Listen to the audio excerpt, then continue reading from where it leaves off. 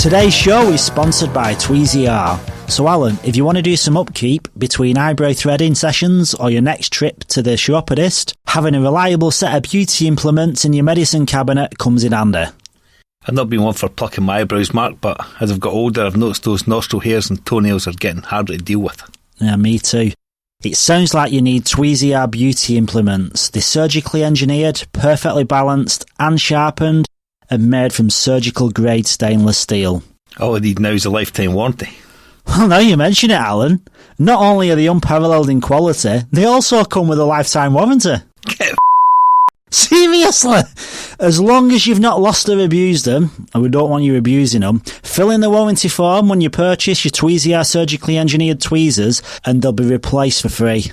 To order your Tweezy R surgically engineered beauty implements, go to tweez-er.com and enter the promo code XPATS10 at checkout and receive 10% off your order.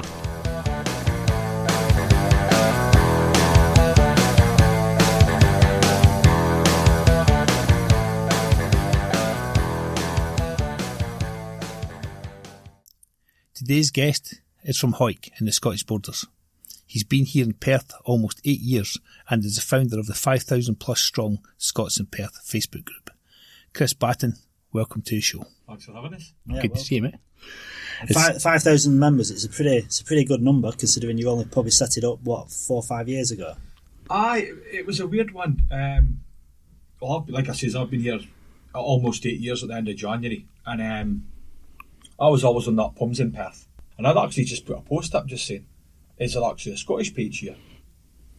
Somebody got back to us and says, well, I think there was, but it only had a couple of hundred members and it never really took off, kind of thing. Yeah. I'll start it. So literally, I think I was actually on the plane using the Wi-Fi, and I'm just sitting pissing about on my phone, setting this group up, and I just literally added every kind of Scottish person that I knew in Perth, because when I first arrived in Perth I knew nobody.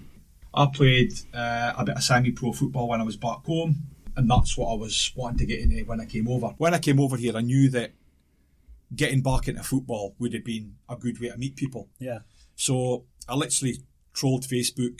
I was living in Burswood, kind of stroke Vic Park at the time. Never had a car, so I literally just thought, is there pitches or teams round about the Vic Park area? So I found a team called Vic Park Rovers. It was a Masters league, so I had to lie about my age for a start. 32 when I arrived, and they were over 35, so I just says, did I just lie? And they were like, fine, you'll be fine.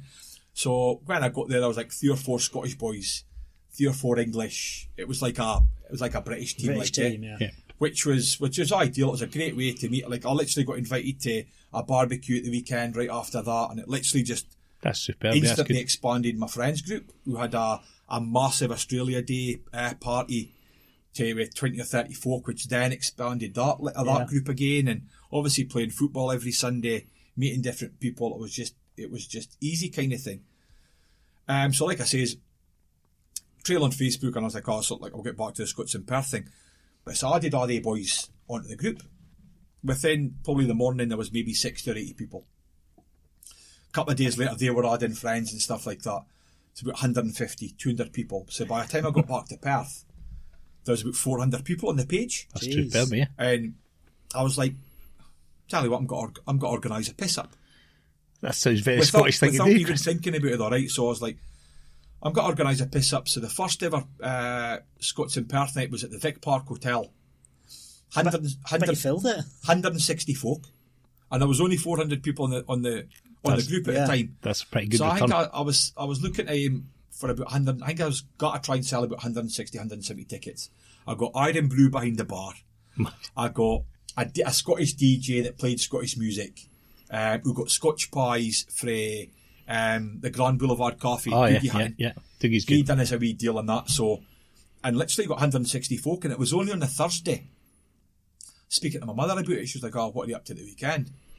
And I was like, I've got a Scotch night. She's like, what happens if there's trouble? Well, you put 160 strangers in a room and people start going on about Celtic, Rangers, Hibs, Hearts. Yeah. I was like, I never even thought about that, Mum. Yeah.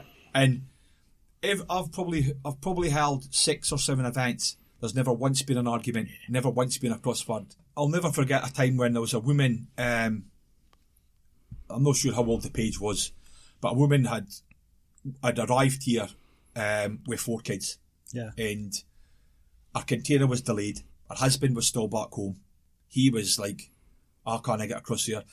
Container was in Joondalup. They had literally they were about to move into their new dream home and had no furniture whatsoever. Nothing. Literally suitcases and the clothes in their backs. Yeah. So, and this woman I think she joined the page before she arrived, asking for the best areas for kids, schools, as what you do whenever you move to a new country. It's great for me, honestly. I don't think you obviously want to hear then, because I've been here for 10 years, 9 years, something like that, but I looked for a page as well to get it. So I had a mate who was here, and I was just bombarding him with questions after questions. But I was really looking for something like Scots and Perth, and it's understandable why she came there and looked for it. So. Well, this woman literally within 24 hours had beds, toys. Oh, so TV, everyone just pulled it out. It was all like freebies. They never had to pay for a thing. They were organised. People were dropping it off to their house. And this went on for 2 or 3 days. There was times she actually had to say, I've got everything I need now. Yeah, and still that big a house. Literally within 72 hours, she had everything she possibly needed for the kids: beds, mattresses, lounge, TV for them. People were donating like consoles and stuff like that. That's outstanding. It's amazing, isn't it, how people come together?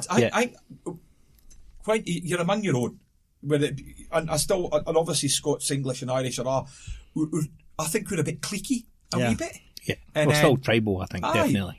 You don't intend to be like that. It just happens, doesn't it? You come across here, the sole intentions, meeting Aussies, spending time with them, befriending them and stuff like that.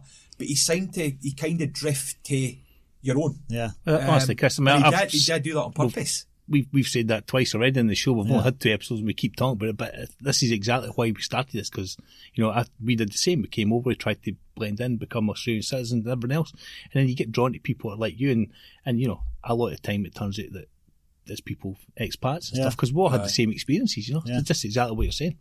I think it's just because you've all got something in common, isn't it? That's all it is. Well, you've got the same mindset, haven't you, really? It's like, well, how many people say yes to moving out of the country? I mean, how many, it's like, how many people say, right, okay, I'm going to take my whole family, kids, whatever, dog, everything, and take it away for, grandparents. I mean, the worst thing for us was, you get the question, I got the question a couple of times, you're not going to take my mum's grandkids away for it, right? It's like, what? I mean, that's the kind of thing you get, but it does, the more you speak to people, they've all had that question. A lot of them have had that question. I was quite lucky. My ex came across first, and then I came across for 3 months holiday. So literally we travelled right up to Coral Bay. We've seen Esperance. Then we've done the East Coast in a camper van. Oh, yeah. So I literally holidayed for 3 months. She quit her work for 3 months. I went back home. She was on a working holiday visa, so everything that was it. Literally came across for 3 months, seen everything I wanted to see, done everything I wanted to do, and then she got the chance of sponsorship. So I managed to get de facto on her visa. So that's probably the one good thing that came out with the relationship kind of thing, was the fact that I was able to come across here. Listen, I used to get homesick, go to Duns or going to Glasgow when I was back home.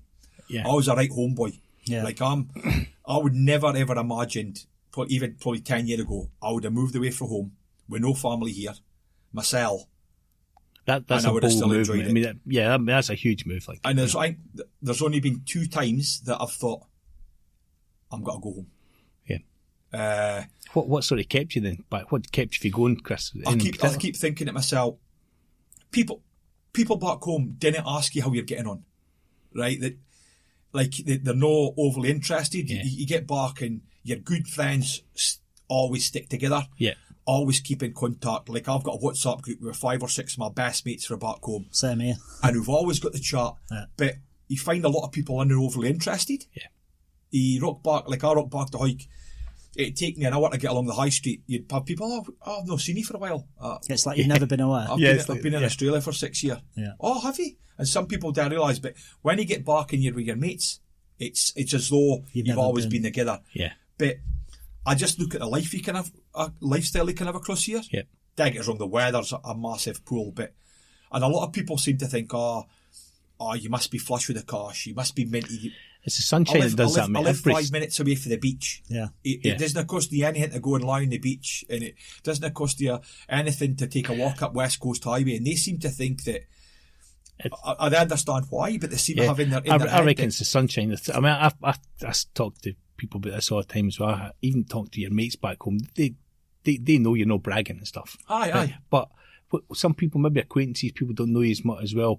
When you're putting pictures of you in the pool or you at the beach and stuff like that, and it's particularly with all the COVID stuff, it's been terrible. I've not posted half as many pictures as I used to post, and I feel like, well, I should be, because I still want to show Gran and Grandpa and all these people out there. I want to show them, this is what we're doing because they're happy for us, And but at the same time, some of the other ones you think, well, I don't want to upset people because they can't get out of the house and stuff, and we're so lucky to be here, I'd probably piss a few folk off because they'll say, you're so lucky. And I'm like, well, hold on a minute. You can literally walk up the road 5 minutes away and go and see your mum and dad, or go and see your grandparents, or go and see your niece or your nephew and stuff like that.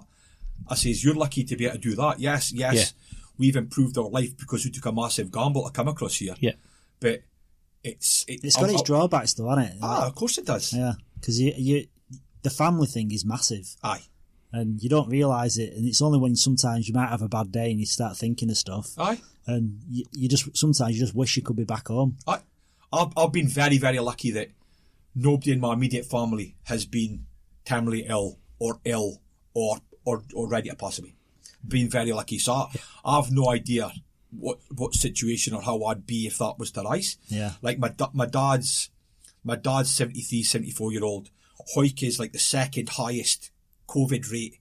Is that right? In Scotland at the moment. Because nobody's took it seriously. That's exactly what's wrong, mate. My parents were going on, like my mum and stepdad were away to Turkey in August. Yeah. Because they could. Why would you go? Even if you're allowed to, why would you go? It's the government as well, though, isn't it? Because they're allowing you to. Yep. So at the end of the day, if they took control, they're basically saying you can do what you want. They don't want you to, but legally you can do what you want. Yeah, that's right. It's just the wrong way of doing it. Yeah, look what it did here. I mean, Martin McGowan just went, nope. No more. Shut the borders. Yeah. You'll come in when you're ready. That's it. Threatened with getting sued. Yeah, Clive Palmer suing him and stuff. He was adamant. He stuck to his guns. He just put his foot down and stared to it. And look, we can have this conversation. 3 years in a room. I know. And to be fair, we're probably our social but that's distance. Just by chance because just we've got big desks. I'm just lucky. But you know what I mean? It's like we can do this, right? And you couldn't do this in the UK. Nah. But 3 years in 3 different households. The rules are still bonkers in the UK. Like, no, you can't go and visit family, but you can have a workman come in and do work on your house. I mean, it's crazy. There was uproar. I'm on this like Hoik Facebook page, and this guy's punting cheap decorating, right? Wallpaper, painting, and everybody's going mental. He's like, but legally, I'm allowed to. Yeah. I'm giving he's punting the good deal and all that. Yeah. People have got money to spend because they're stuck inside and not going out in the piss. I've got quite a strong opinion on that one, right? I mean, I don't understand why people are so against that. So they're all complaining, we all want to get back to work. Well, these people are able to get back to work. Now, you might not be, but they are, right? And if they come in, and my mate, one of my mates is a carpet cleaner, right? So he's got his rules and regulations. They agree before he gets in. I come into your house to clean your carpet. You stay in one room, I stay in another, and we do it, and it's all social distance. Everyone's perfect. Now, what's wrong with that, right? Aye. The difference is when you get 3 or 4 people and they go into the one house at Christmas or whatever, right? They have a couple of beers or they have a cup of tea before they know they're a bit too friendly and they're getting closer and closer and closer. And then they forget about it. And then they forget it altogether, right? Whereas a workman coming into your house, isn't he going to forget? We're pretty early into it, aren't we? Because like we've got this view where we're complete outsiders because we've not experienced it. No, it is. It's quite hard. The complacency is probably going to catch us at some point. I think I'm a bit worried about that, I have to say. But I never really took it like across here, right? Because you're isolated anyway. I never really took it overly serious. Yeah.